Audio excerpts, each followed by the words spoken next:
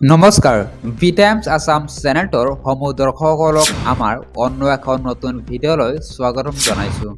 এই ভিডিঅ'টোৰ জৰিয়তে অসমৰ লগতে ভাৰতৰ বিভিন্ন প্ৰান্তৰ পৰা বহুকেইটা গুৰুত্বপূৰ্ণ খবৰ আপোনালোকৰ জ্ঞাতাৰ্থে যুগুতোৱা হৈছে আৰু এনেধৰণৰ খবৰসমূহ নিতৌ চাই থাকিবলৈ আমাৰ ইউটিউব চেনেলটো ছাবস্ক্ৰাইব কৰি ভিডিঅ'টোত এটাকৈ লাইক কৰি আমাক উৎসাহিত কৰিবলৈ নাপাহৰিব।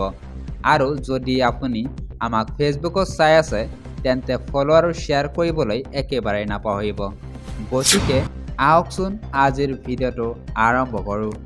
আজিৰ প্ৰথমটো খবৰটো হৈছে অত্যন্ত গুৰুত্বপূৰ্ণ খবৰ।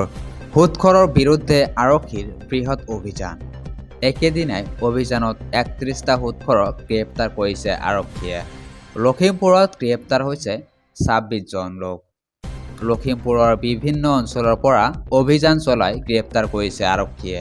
বিহপুৰীয়াৰ পৰা ৮ জন, লখিমপুৰৰ পৰা ৪ জন, নাৰায়ণপুৰত ৫ জন আৰু নাওবৈচাত ৫ জন, ঘিলামৰাত ১ জন আৰু ঢকুৱাখানাৰ পৰা এটা সুদখোৰ গ্ৰেপ্তাৰ কৰে আৰক্ষীয়ে।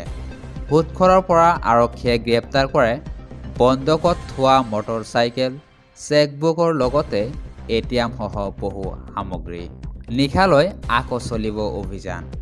আৰক্ষীয়ে প্ৰস্তুত কৰিছে প্ৰায় শতাধিক সুদখোৰৰ তালিকা। আজিৰ পৰৱৰ্তী খবৰটো হৈছে অত্যন্ত গুৰুত্বপূৰ্ণ খবৰ।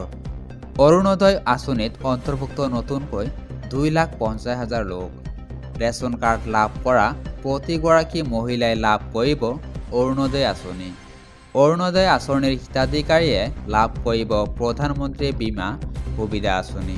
সৰ্বমুঠ 30 লাখ লোকে লাভ কৰিব অৰুণোদয় আঁচনি।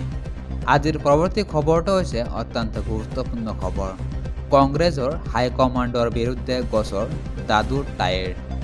কংগ্ৰেছৰ হাইকমাণ্ডৰ বিৰুদ্ধে গোচৰ কৰিছে বহিষ্কৃত জিলা সভাপতিয়ে। মল্লিকাৰ্জুন খাৰ্গে, ভূপেন বৰাসহ শীৰ্ষ নেতাৰ বিৰুদ্ধে গোচৰ দাদু তাইৰ। ৰাষ্ট্ৰীয় আৰু ৰাজ্যিক নেতাৰ বিৰুদ্ধে গোচৰ তৰিলে গোলাঘাট আদালতত।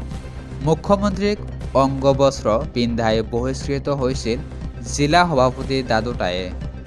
সংবিধান নজনাকৈ ভূপেন বৰাই পৰিকল্পিতভাৱে বহিষ্কাৰ কৰাৰ অভিযোগ। কংগ্ৰেছৰ শীৰ্ষ নেতাৰ বিৰুদ্ধে মাত মাতিলে শাস্তিমূলক ব্যৱস্থা লয় দলে।